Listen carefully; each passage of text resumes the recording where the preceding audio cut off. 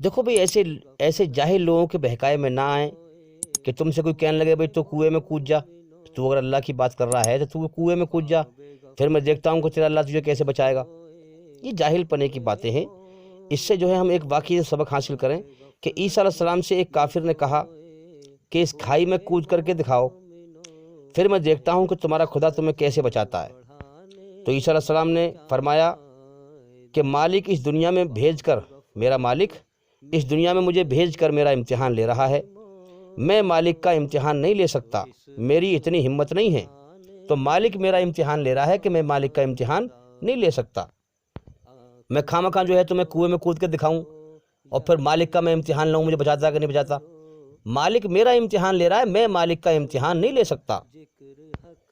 اچھا سوال کیا ہے کہ بھائی یہ تو بڑا سخت امتحان ہے، بھائی جیون کیا ہے انسان کا امتحان، ہم دنیا میں امتحان دے رہے ہیں، مالک ہمارا امتحان لے رہا ہے۔ تو سوال اچھا ہے کہ یہ تو بڑا سخت امتحان ہے کہ مالک کو بن دیکھے کھوجنا، پھر بن دیکھے اسے پہچاننا، اس کے حکموں کو پہچاننا، اسے راضی کرنا۔ تو دیکھو بھائی اس کا جواب یہ ہے کہ سچائی اس سنسار میں اللہ کی طرف سے اسپشٹ روپ سے کھلی ہوئی ہے۔ اس دنیا کے اندر لوگ ایک دوسرے کو اپنے سامنے مرتے ہوئے دیکھ رہے ہیں کہ نہیں دیکھ رہے ہیں؟ اپنی زندگی کا بھی اگلے پل کا بھروسہ نہیں ہے، تو پھر دنیا کے دھوکے میں دوڑ کیوں لگا رہے ہیں؟ پھر جانتے ہیں کہ ہماری جان اللہ کے قبضے میں ہے، کبھی بھی دنیا چھوٹ سکتی ہے، کبھی بھی موت آ سکتی ہے، تو پھر دنیا کے دھوکے میں کیوں بھاگ رہا ہے انسان؟ جان بوجھ کے بھاگ رہا ہے نا۔ اللہ کی کھوج کرنا کہ مجھے کس نے پیدا کیا، کیوں پیدا کیا، مجھ سے چاہتا کیا ہے۔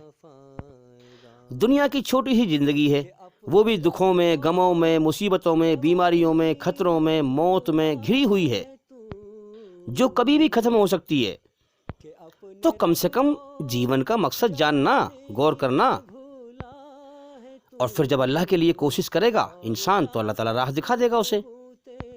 راہ دکھانا اللہ کے ذمے ہے، لیکن وہ دلوں کا حال جانتا ہے۔ جو انسان دل سے کوشش کرتا ہے اسے راہ دکھا دیتا ہے۔ یہی تو اللہ نے امتحان لیا ہے کہ کون اس کی قدر کرتا ہے، کون اس کی کھوج کرتا ہے اور کون نہیں کرتا ہے، کہ کون میرا احسان مان کر میری کھوج کرتا ہے اور کون کھوج نہیں کرتا ہے۔ اب جو انسان اس دنیا کے بدلے میں اس دنیا کے بدلے اللہ کو پسند کر کے، دنیا کو پسند نہیں کرے گا، اللہ کو پسند کر کے، اللہ کی کھوج کر کے، اسے راضی کر کے مر کے جائے گا، وہ اس دنیا کے نقلی جیون کے بدلے میں اصلی جیون جنت میں ہمیشہ کا جیون پائے گا، جو اللہ کا انعام ہے۔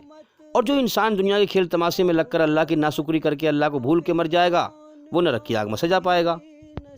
تو بھئی جیسے امتحان سخت ہے، اسی پرکار سے ہمیشہ کا جیون جنت میں مزے کا جیون کتنا بڑھیا ہے۔ موت کے بعد جیون بھی تو ہمیشہ کا ہے اور انسان کی ہر اچھا پوری ہوگی وہاں پر۔ اب دیکھو نا، اللہ کی طرف سے اس دنیا کے سسٹم انسانوں کے لیے دکھ، تکلیف، مصیبت، بیماری، پریشانی، دکھ ہی دکھ ہیں دنیا میں، سروم دکھم، ہاں دکھ تکلیف والے بنائے گئے ہیں، تاکہ انسان اس دنیا کے دھوکے کے گھر میں دل نہ لگائے، اللہ کی طرف دھیان لگائے، جیون کے مقصد کی طرف دھیان لگائے۔ اب بتاؤ، اللہ نے امتحان لیا ہے تو اس نے جیون بھی تو ہمیں ایسا دیا ہے کہ ایک تو جیون ایسا ہے کہ کبھی بھی ختم ہو سکتا ہے، اور پھر ہمارے سامنے لوگوں کو موت دے دے کے اٹھا رہا ہے، ہمیں دکھا رہا ہے کہ تجھے بھی مرنا ہے، ہم سبق حاصل کریں۔ اب ہم نہ کریں تو اس میں ہمارا قصور ہے، اللہ کا قصور تھوڑی ہے کوئی۔ اللہ نے جو ہے دنیا کا سسٹم ہی ایسا بنایا ہے کہ انسان کے پیچھے دکھ، تکلیف، مصیبت، پریشانی لگی ہوئی ہیں دنیا کے اندر۔ کیوں؟ تاکہ انسان اس دنیا کے دھوکے سے دل ہٹائے اور اللہ کی طرف لگائے۔ سسٹم تو اللہ نے ایسا بنایا ہے، اب انسان نہ کرے غور تو بھئی اس میں اللہ کا قصور تھوڑی ہے، انسان کا قصور ہے۔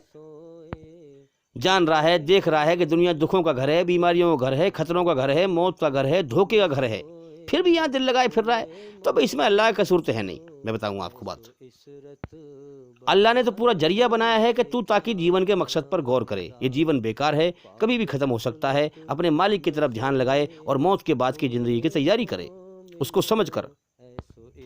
اب آپ دیکھیے، مثال کے طور پر مان لیجئے کوئی جو ہے بڑی فیکٹری ہے، کوئی بڑی فیکٹری ہے، اگر انسان کسی بڑی فیکٹری میں کام کر رہا ہو اور وہاں سب دھوکہ دینے والے ہوں، دکھ دینے والے ہوں، تکلیف دینے والے ہوں، تو اچھا انسان کہے گا کہ بھئی میرا یہاں دل نہیں لگ رہا ہے، میں تو یہاں بس مجبوری میں رہ رہا ہوں، ورنہ یہ جگہ دل لگانے کی نہیں ہے، میرا دل نہیں لگ رہا یہاں پر۔ تو اسی طرح سے یہ دنیا کی فیکٹری ہے، دکھوں کا گھر ہے، بیماریوں کا گھر ہے، خطروں کا گھر ہے، مصیبتوں کا گھر ہے، موت کا گھر ہے، گندگی کا گھر ہے، دھوکے کا گھر ہے، ہر چیز۔ ایک انسان دوسرے انسان کو دھوکہ دینے میں لگا ہوا ہے۔ آپ کہیں بازار میں جاؤ، پینٹ میں جاؤ، وہ دھوکہ دینے کے چکر میں ہے، بیکار مال کو جو ہے دھوکہ دے کے دینا چاہتا ہے، فراڈ گیری کرنا چاہتا ہے۔ ہر انسان ہم دیکھ رہے ہیں بھئی دھوکہ دینے میں لگا ہوا ہے۔ دنیا دھوکے کا گھر ہے، دغا کا گھر ہے، خطروں کا گھر ہے، موت کا گھر ہے، دکھوں کا گھر ہے، غموں کا گھر ہے۔ تو عقل مندی اس میں ہے کہ انسان کو یہ کہنا چاہیے، سمجھدار انسان کو، کہ بھئی میرا دنیا میں دل نہیں لگ رہا، یہ دنیا ہے ہی دھوکہ، دکھوں کا گھر، غموں کا گھر، یہ دنیا دل لگانے کی جگہ نہیں ہے۔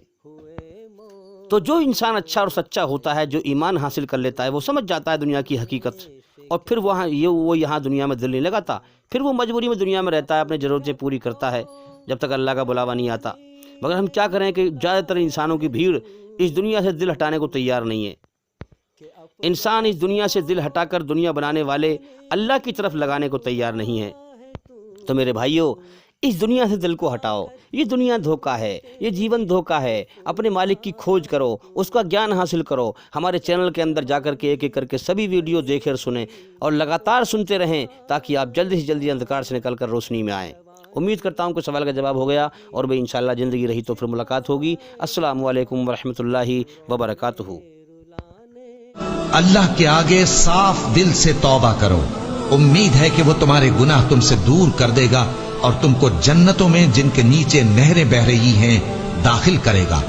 اس دن اللہ پیغمبر صلی اللہ علیہ وآلہ وسلم کو اور ان لوگوں کو جو ان کے ساتھ ایمان لائے ہیں رسوا نہیں کرے گا، بلکہ ان کا نور ایمان ان کے آگے اور داہنی طرف روشنی کرتا ہوا چل رہا ہوگا، اور وہ اللہ سے التجا کریں گے کہ اے پروردگار، ہمارا نور ہمارے لیے پورا کر اور ہمیں معاف فرما، بے شک اللہ ہر چیز پر قادر ہے۔